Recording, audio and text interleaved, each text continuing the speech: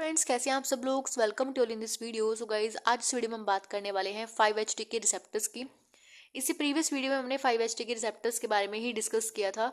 ये आज second part होने वाला है। पिछली वाली वीडियो में हमने 5HT1 रिसेप्टर ऑलरेडी सारा कंप्लीट कर लिया है। इसमें ए था, बी था, सी नहीं था, डी ई एफ एफ तक यहाँ पे सारे रिसेप्टर थे। तो हमने इससे प्रीवियस वीडियो में सारे कंप्लीट कर लिए। तो इसके आगे के जो रिसेप्टर है वो हम देखने वाले हैं। तो चलिए शुरू करते हैं। तो यहाँ पे हमारे पास 5HT2A रिसेप्टर शुरू हुआ है। ठीक है, अब ये जो रिसेप्टर है इसका मैकेनिज्म ऑफ एक्शन क्या है, ये भी जी प्रोटीन कपल रिसेप्टर को ही फॉलो करता है, लेकिन आईपी डैग पाथवे को। ठीक है, मैंने देखो सारे पाथवेज आपको ऑलरेडी पहले भी बताए हुए हैं, ये आपने शुरू में ही पढ़ने थे। अगर आपको पता है कि आईपी डैग पाथवे क्या होता है तो अच्छा है, अगर नहीं पता तो प्लीज़ एक बार वीडियोस को ज़रूर देखिएगा। यूट्यूब पे पहले ही बहुत सारी वीडियोस पड़ी हैं इस चीज़ की, तो एक बार ज़रूर देखो। ठीक है, ताकि आपको ये सारा कंसेप्ट क्लियर हो सके।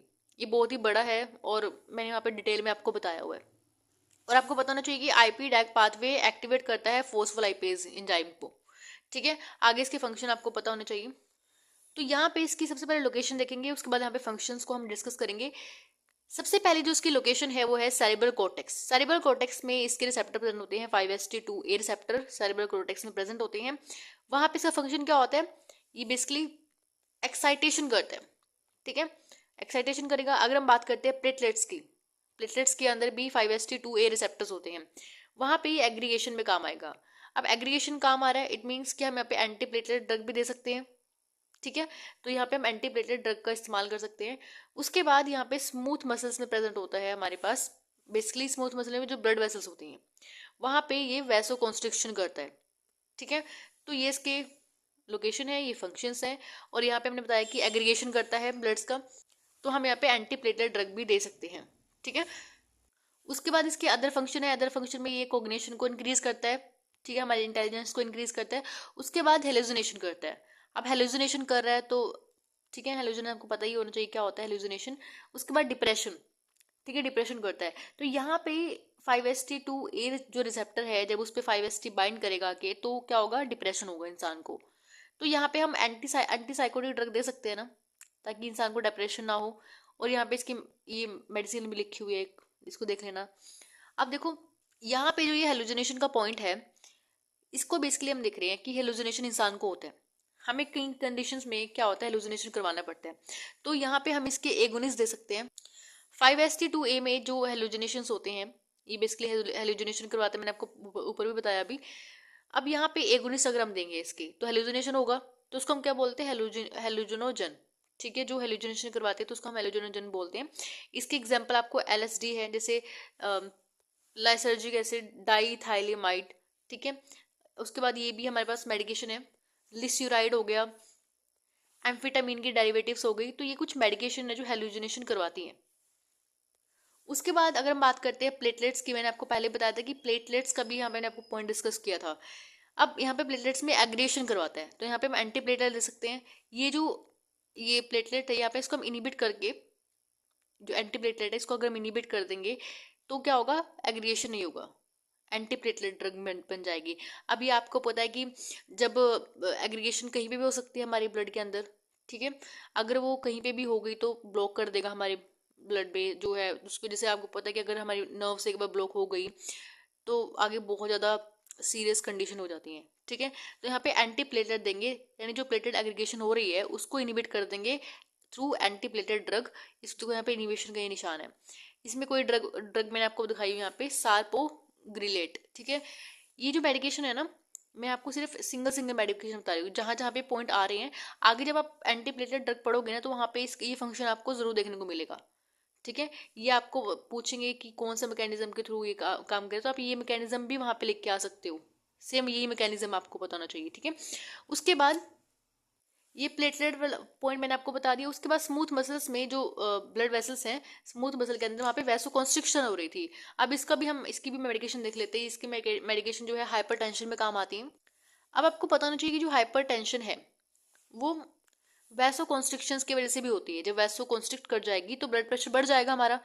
ठीक है, तो यहाँ पे हम 5HT2A ब्लॉकर्स दे रहे हैं, इसको हम अल्फा ब्लॉकेज भी बोलते हैं।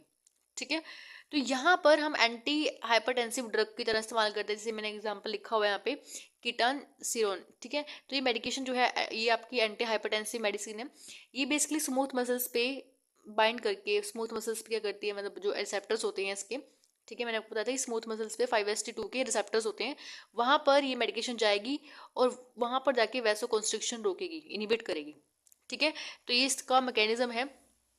उसके बाद देखो 5HT2B, 5HT2B में यहाँ पे आपका ये सिंपल वही वाला मैकेनिज्म फॉलो होगा। फोस्फोलाइपेज जो है उसको एक्टिवेट करेगा, ठीक है। इसके रिसेप्टर जो है वो आपके स्टमक के अंदर होते हैं, स्टमक के अंदर क्या करेगा, कॉन्ट्रैक्शन करवाएगा, कॉन्स्ट्रिक्शन करवाते हैं बेसिकली। नेक्स्ट हमारा है 5HT2C, यहाँ पर ये भी सेम मैकेनिज्म फॉलो करेगा, फोस्फोलाइपेज, ठीक है, इसकी फुल फॉर्म फोस्फोलाइपेज है। इसके रिसेप्टर जो है आपका जो आपका ये होता है कोरेड प्लेक्सिस, वहां पे इसके रिसेप्टर देखने को मिलते हैं, लेकिन अब इसका फंक्शन वहां पे पूरा शोर नहीं है, ठीक है। नेक्स्ट है हाइपोथैलेमस के अंदर।